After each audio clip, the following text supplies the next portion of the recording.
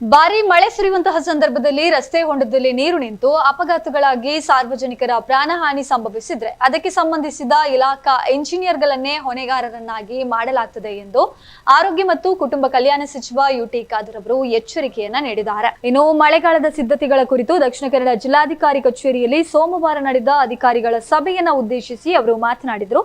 ರಾಷ್ಟ್ರೀಯ ಹೆದ್ದಾರಿ ಪ್ರಾಧಿಕಾರ ಮತ್ತು ಲೋಕೋಪಯೋಗಿ ಇಲಾಖೆಯ ಅಧಿಕಾರಿಗಳು ರಸ್ತೆಯಲ್ಲಿ ನೀರು ನಿಲ್ಲದಂತೆ ಸೂಕ್ತ ಕ್ರಮ ಜರುಗಿಸಬೇಕು. ತುರ್ತು ಸಂದರ್ಭ ಸಾರ್ವಜನಿಕ ಹಿತಾಸಕ್ತಿಯಿಂದ ವ್ಯಾಪ್ತಿ ಮೀರಿ ಕ್ರಮ ಕೈಗೊಳ್ಳಬೇಕು.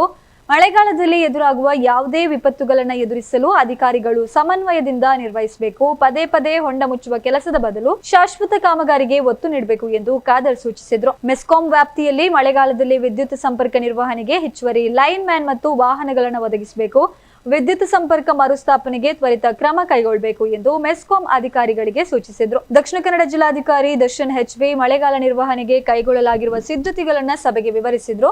ಪೊಲೀಸ್ ಆಯುಕ್ತ ಸುಧೀರ್ ಕುಮಾರ್ ರೆಡ್ಡಿ, ಪೊಲೀಸ್ ಅಧೀಕ್ಷಕ ಅರುಣ್, ಡಿಸಿಎಫ್ ರವಿಶಂಕರ್, ಮಂಗಳೂರು ಉಪವಿಭಾಗಾಧಿಕಾರಿ ಮೀನಾಕ್ಷಿ ಆರ್ಯ ಮತ್ತಿತರರು ಈ ಸಂದರ್ಭ ಉಪಸ್ಥಿತರಿದ್ದರು.